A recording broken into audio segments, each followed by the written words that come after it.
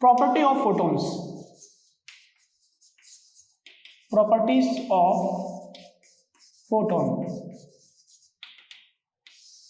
ठीक है, तो सबसे पहली बात कि ये इलेक्ट्रिकली न्यूट्रल होता है।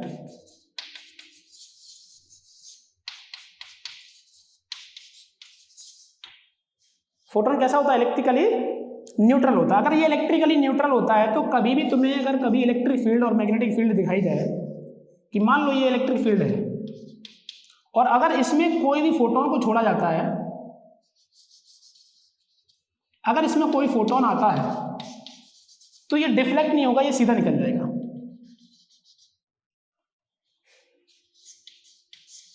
अनडिविएटेड, इसमें कोई भी डिफ्लेक्शन नहीं होगा। बिल्कुल ऐसी सेम बात इसमें होगी कि अगर हम बात करें कि यहाँ पर मैग्नेटिक फील्ड है और अगर इसमें भी फोटोन को अगर छोड़ा जाए तो ये अनडिविएटेड होता है। अनडिविएटेड ये तभी हो सकता है जब ये इलेक्ट्रिकली न्यूट्रल हो। तो ध्यान रखना कि इसमें अगर हम कोई भी फोटोन अगर हमारा जा रहा है उसमें अगर किसी इलेक्ट्रिक फील्ड से पास कराया जाए या मैग्नेटिक फील्ड से पास कराया जाए तो उसमें कोई भी डिफ्लेक्शन नहीं आता, कोई भी डिविएशन नहीं आता है, वो जैसा आता है वैसे स्ट्रेट लाइन में सीधा निकल जाता है। इसका मतलब ये यहाँ पर प्रूफ होता है कि हमारे पास जो फोटोन है वो कैसा है? चार्ज उस पर नहीं होता है, तो न्यूट्रल होता है। कैसा होता है? न्यूट्रल होता है। तो इस बात को नोट करिए, फिर आगे बढ़ते हैं।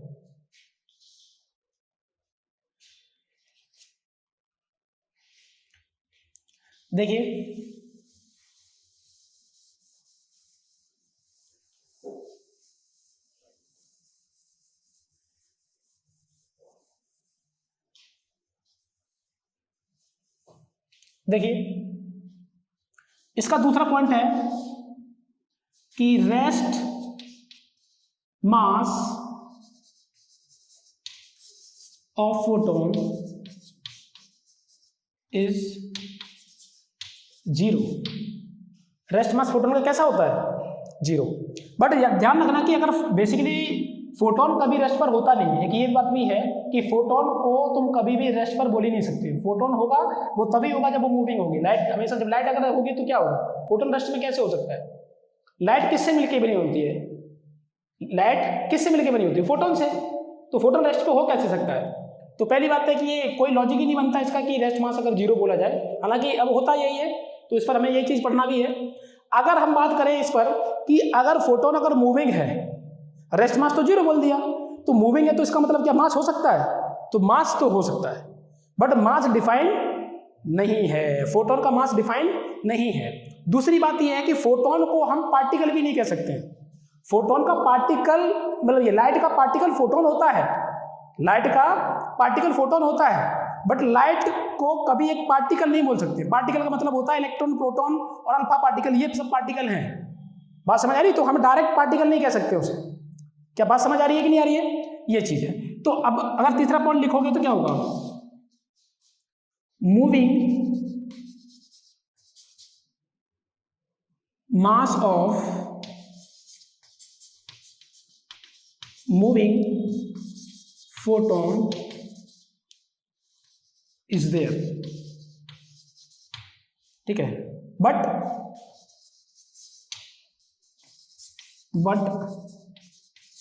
We can't define.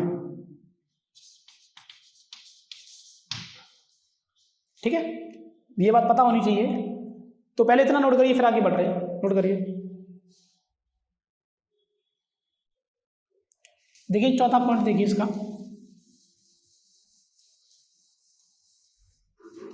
चौथा पॉइंट ये है कि फोटोन की एनर्जी तो कंजर्व रहेगी, बट फोटोन कंजर्व होने की कोई भी गारंटी नहीं है।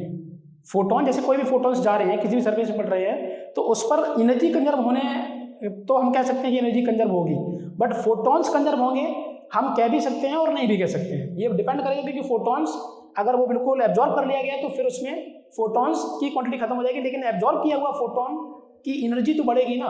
तो एनर्जी तो कंजर्व रह सकती है, बट फोटोन्स कंजर्व रहे इसकी कोई भी गारंटी नहीं है। लिख लो इस बात को, एनर्जी कंजर्व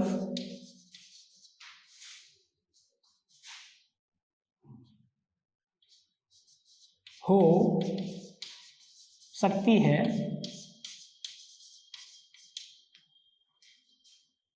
बट फोटोन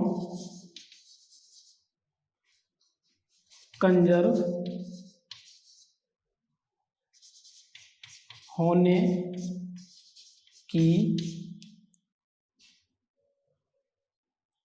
की कोई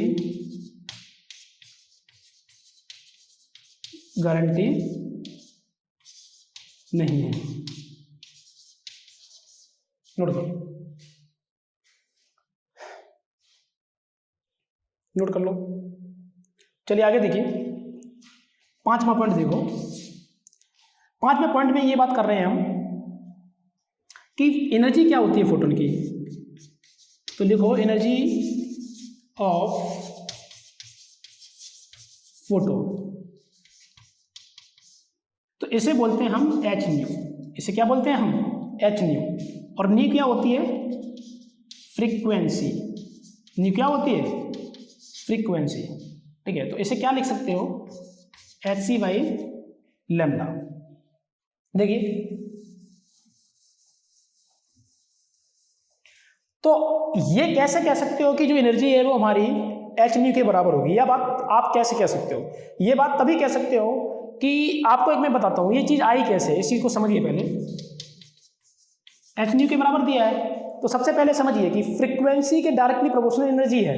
तो ये कैसे कह सकते हो कि ये इसके बराबर है? तो जरा समझो, मैं जो इस चीज को एक्सप्लेन कर रहा हूं। मान लो कि एक हमारे पास क्रॉस सेक्शन है, ठीक है। इस क्रॉस सेक्शन के सामने एक बल्ब लगा हुआ है और इस बल्ब से नंबर ऑफ फोटॉन्स इस क्रॉस सेक्शन एरिया से पास कर रहे हैं।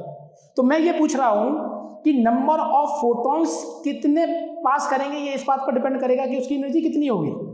भाई फोटॉन्स क्या लेके आ रहे हैं? एनर्जी लेके आ रहे हैं। और इस क्रॉस सेक्शन से समझना, इस क्रॉस सेक्शन से मैंने 100 फोटॉन्स क्रॉस किए और एक जगह पर मैंने 200 फोटॉन्स क्रॉस किए, तो किसकी एनर्जी ज्यादा होगी? 200 की या 100 की? 200 की। सीधी सी बात है कि जितने ज्यादा फोटॉन्स पास करेंगे इस क्रॉस सेक्शन एरिया से उतनी ज्यादा एनर्जी होगी। तो मतलब क्या है? फ्रीक्वेंसी होती क्या है? फ्रीक्वेंसी का मतलब होता है पर सेकेंड नंबर ऑफ फोटॉन्स पास करना इस क्रॉस सेक्शन एरिया से। या आप ये कह सकते हो कि एक सेकेंड में नंबर ऑफ रिवोल्यूशन होना ही फ्रीक्वेंसी कहलाती है। तो इस चीज को समझिए पहले कि जो क्रॉस सेक्शन एरिया है इसमें एक सेकंड में कितने फोटॉन्स पास कर गए। तो जितने ज्यादा फोटॉन्स पास करेंगे वही उसकी फ्रीक्वेंसी होगी। तो जितने ज्यादा फोटॉन्स पास करेंगे उतनी ज्यादा एनर्जी भी होगी। मतलब क्या है? Frequency is directly proportional to energy. आप इसको ऐसे कह सकते हो कि energy is directly proportional to frequency. अगर आपको मालूम होगा कि प्रोपोर्शनल हटाते हुए कांस्टेंट आता है जिसे बोलते हैं प्लांक्स कांस्टेंट, बस यही तो चीज है, यही तो चीज है ये। तो बस ये ऐसे आती है। तो फोटोन की एनर्जी को निकालने का तरीका यही होता है कि is equal to H nu. ठीक है, अब देखिए मैं एक चीज और बताना चाहता हूं यहां पर कि अगर मैं बात करूं आइंस्टीन के द्वारा अगर बोला गया तो कोई भी अगर मास है तो वो एनर्जी है और एनर्जी मास भी है। ये आइंस्टीन ने बताया था। आइंस्टीन ने क्या बताया? देखिए, आइंस्टीन ने बोला कि एनर्जी जो है वो हम ऐसे लिख सकते हैं कि एम सी स्क्वायर के बराबर is equal to M C square के बराबर। अगर मैं इन दोनों को बराबर करें तो क्या होगा? देखो यहां से लिख सकते हैं कि M C square is equal to H C by lambda.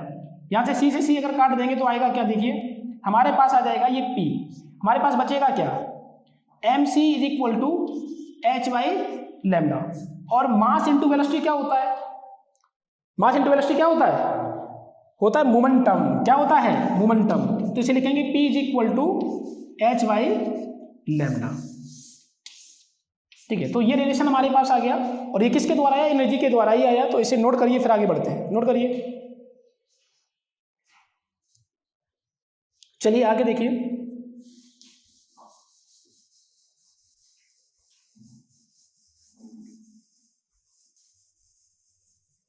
देखिए एक चीज और है कि टोटल एनर्जी अगर किसी भी पार्टिकल के लिए बोली गई तो क्या बोली गई? ये हमारे सिलेबस में नहीं है बट हम थोड़ी सी चीजें आपको बता रहे हैं, उससे ही हमारे पास वो इक्वेशन आती है जो मैं आपको बताने वाला हूं। देखिए हमारे पास अगर बात करें,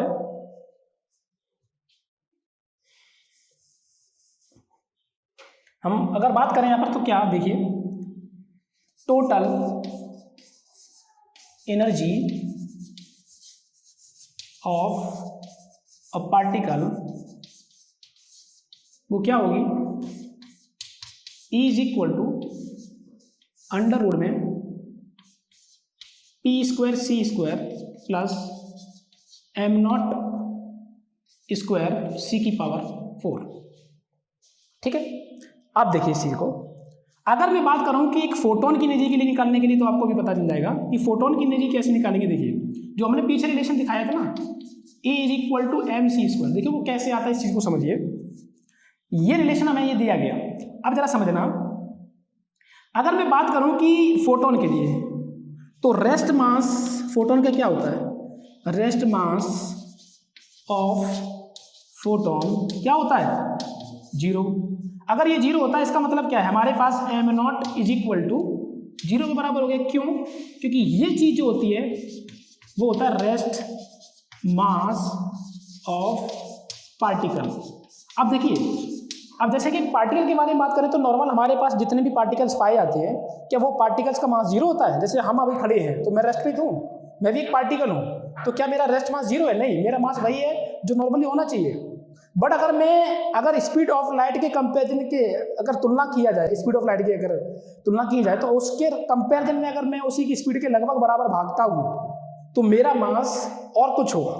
वो किसके बेसिस पर आएगा वो किसके बेसिस पर आएगा वो मैं बाद में बताऊंगा, ठीक है। लेकिन ध्यान रखना कि रेस्ट मास और मूविंग मास मतलब वो भी वो हाई स्पीड से, वो कितना हाई स्पीड से, लगभग स्पीड ऑफ लाइट के कंपेरिजन किया जा सकता है उतनी स्पीड से, तो उसका मास में चेंजिंग देखा गया, चेंज हुआ। जैसे अगर मेरा मास अभी 65 kg है और अगर मुझे स्पीड ऑफ लाइट के अगर अकॉर्डिंग भगाया जाए, उतनी स्पीड से भगाया जाए या उससे थोड़ा बहुत कम भगाया जाए, तो मेरा मास बहुत ज़्यादा पाया गया। ऐसा एक्सपेरिमेंट के द्वारा पाया जाता है। तो देखिए अब होता क्या, इस चीज़ को समझिए। अगर मैंने फोटोन की एनर्जी के बारे में बात करें तो एनर्जी ऑफ फोटोन, तो एनर्जी ऑफ फोटोन की अगर बारे में बात करें तो क्या होगा, देखो E is equal to P square C square, और ये 0 हो जाएगा, तो हमारे पास होगा क्या, पी सी। हमारे पास क्या होगा, ये पी सी। तो हमारे पास आया क्या, हमारे पास आया E is equal to P C, और P क्या होता है अभी मैंने आपको बताया था, मोमेंटम। तो मोमेंटम अगर हम बात करें तो इसे क्या लिखे थे, एम सी इंटू सी, तो क्या बन गया, एम सी स्क्वायर। तो पीछे वाला जो रिजल्ट है वो ऐसे आया था, ठीक है। अच्छा एक चीज़ और है कि इस इक्वेशन से हम क्या लिख सकते हैं, तो लिख सकते हैं यहाँ पर कि P is equal to E by c. इस चीज़ को नोट करिए, फिर मैं आपको आगे बताते हैं कि इस पर क्वेश्चन भी कैसे आ सकते हैं। नोट करिए,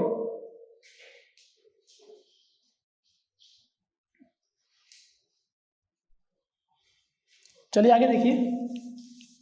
तो यहाँ पर हमें क्या पता चला कि जो E is equal to M C square है वो कैसे आता है। मुझे एक बात बताओ कि जो इक्वेशन ये मैंने लिखी है अंडर रूट में p square C square plus m not square c की पावर 4, ये किसी भी पार्टिकल के लिए है। तो जब किसी भी पार्टिकल के लिए होगी तो क्या एम नॉट उसका मास 0 होगा, तो आंसर है नहीं। तो इसका मतलब कुछ नई इक्वेशन आएगी। तो ये मैं आपको जब डी ब्रोगली, अभी आपको जस्ट इसी के बाद डी ब्रोगली हाइपोथेसिस पढ़ाने वाले हैं कि ये चीज़ सब कैसे आने वाली है ना। तो डी ब्रोगली हाइपोथेसिस में जब ये सारी चीज़ें जो लेके आएंगे तो आपको एक एक बात समझ में आएगी कि किस तरीके की सारी चीज़ें इसमें इन्वॉल्व होती है ना। इस पर एक क्वेश्चन देखते हैं, जैसे कि हमारे पास अभी आया P is equal to E by c. ध्यान रखना कि इसमें क्वेश्चंस कैसे कैसे पूछे जा सकते हैं, मैं आपको बता दे रहा हूँ। जैसे मान लो एक वॉल है, ठीक है, एक वॉल है, ठीक, और ये पूछ सकता है इसमें कि अगर ये जो लाइट है, अगर लाइट जा रही है तो फोटोन का चेंज इन मोमेंटम क्या हो सकता है।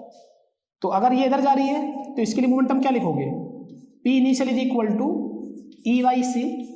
और इसमें क्या होगा, इसमें यहाँ पर दो कंडीशन है। अगर यहाँ पर जब ये फोटोन इस पर टकराता है तो ये तो फोटोन या तो 100% एब्जॉर्ब कर सकता है या तो 100% रिफ्लेक्शन कर सकता है। तो मैं आपको कह रहा हूँ कि अगर 100% रिफ्लेक्शन होता है तो 100% रिफ्लेक्शन पे क्या होगा कि इसकी एनर्जी में कोई लॉस नहीं होगा, जितना ये गया था उतना ही वापस ये लौट के आएगा। तो उसमें P फाइनल क्या होगा, वो भी तुम्हारा क्या हो जाएगा, ई बाई सी। तो इसमें क्या पूछ सकता है, अगर डायरेक्शन के अगर बेसिस पे देखा जाए तो डायरेक्शन अगर हम बात करें तो final momentum, change in momentum क्या लिखोगे, final momentum minus initial momentum, तो देखा जाए तो माइनस का ई वाई सी और माइनस का ई वाई सी, तो आया यहाँ पर माइनस का 2 ई वाई सी। तो इस चीज़ को ध्यान रखना, नेगेटिव साइन सिर्फ इसका चेंज इन डायरेक्शन बताता है। तो हमें ये पता चलेगा कि चेंज इन डायरेक्शन जो है वो, अगर चेंज इन मोमेंटम अगर बात करिए तो क्या आ जाएगा 2 ई वाई सी। ये क्वेश्चन पूछा जा सकता है। दूसरा क्वेश्चन क्या पूछ सकता है कि अगर ये फोटोन अगर इस पर गिरता है तो 100% एब्जॉर्ब कर लिया, अगर 100% एब्जॉर्ब कर लिया तो रिफ्लेक्शन तो होगा ही नहीं, अगर रिफ्लेक्शन नहीं होगा तो चेंज इन मोमेंटम भी यही होगा। आपसे क्वेश्चन कैसे पूछ सकता है? एक क्वेश्चन तो ये है कि अगर कोई भी, अगर हमारे पास अगर लाइट गिर रही है तो लाइट 100% रिफ्लेक्ट होगी। 100% रिफ्लेक्ट होने का मतलब तो यही है कि उसमें चेंज इन मोमेंटम जो आएगा वो 2 ई बाई सी आएगा। माइनस साइन क्या बता रहा है? माइनस मतलब इससे कोई लेना, सिर्फ इसका चेंज इन डायरेक्शन बता रहा है कि इस पर किधर जाएगा, है ना। माइनस साइन क्या बता रहा है? चेंज इन डायरेक्शन, जाएगा किस डायरेक्शन में, बस ये है। बाकी वैल्यू क्या आएगी? तो आएगी 2 ई बाई सी। अगर ये बोल दिया जाए कि ये फोटोन या लाइट इस पर गिर रही है तो वो 100% एब्जॉर्ब कर ले रही है। अगर 100% एब्जॉर्ब कर ले रही है, इसका क्या मतलब है? इसका मतलब है कोई रिफ्लेक्शन नहीं होगा। कोई रिफ्लेक्शन नहीं होगा तो क्या होगा? तो ऐसा सीधी सी बात है, मोमेंटम भी नहीं होगा, एनर्जी भी नहीं होगी, तो सीधी सी बात है यही इसका चेंज इन मोमेंटम भी हो जाएगा। ठीक है, तो ऐसे इस पर क्वेश्चंस मतलब पूछे जा सकते हैं। इसके बाद अब जो होगी, अब जो कहानी पढ़ने वाले हैं वो हमको यही पढ़ने वाले हैं। हम क्या आए थे अभी लेके आए थे कि momentum is equal to H by lambda. तो बेसिकली ये कहलाता है de Broglie hypothesis. Basically de Broglie hypothesis ये जो आया है, उन्होंने इसी चीज को ही बोल दिया गया था। डी ब्रोगली ने बोला किसको था? इस रिजल्ट को ही बोला था कि ये हमारा ये है जो हम बता रहे हैं, ये चीज प्रूव करेंगे। अब देखिए इसमें क्या है, मोमेंटम क्या होता है? मास इनटू वेलोसिटी, और कोई भी पार्टिकल है उसी का मास होगा और उसकी वेवलेंथ है। तो मैं आपको जो बोल रहा था, मैं क्या बोल रहा था? मैं कह रहा था कि डी ब्रोगली ने ये बोला कि डी ब्रोगली क्या बोला था? डी ब्रोगली ये बोला कि अगर कोई पार्टिकल है, अगर वो किसी स्पीड से चलता है तो मोमेंटम बन गया, तो वो वेव एसोसिएटेड होगा, तो बिल्कुल वेवलेंथ है। तो ये बात डी ब्रोगली ने बोली थी। ठीक है, तो अभी तक की जो कहानी पढ़ी है वो मैंने यही पढ़ी जो मैंने आपको सबसे शुरुआत की 5 मिनट जो लगभग मैंने बोला था, वो जो आपको बताया था कि क्या होने वाला है, वो अभी तक की कहानी मैंने आपको वही बताई है। अब डी ब्रोगली बताएंगे कि अगर कोई पार्टिकल है, अगर वो किसी स्पीड से चलता है तो कैसे वेव आती है, उसकी कैसे वेवलेंथ आती है। तो ये मैं आपको नेक्स्ट लेक्चर में बताएंगे। ठीक है, तो अभी तक के लिए इतनी बेसिक चीजें हैं, उसके बाद जो है हम ये देखते हैं नेक्स्ट लेक्चर में देखते हैं। ठीक है, ओके, ठीक है, बाय।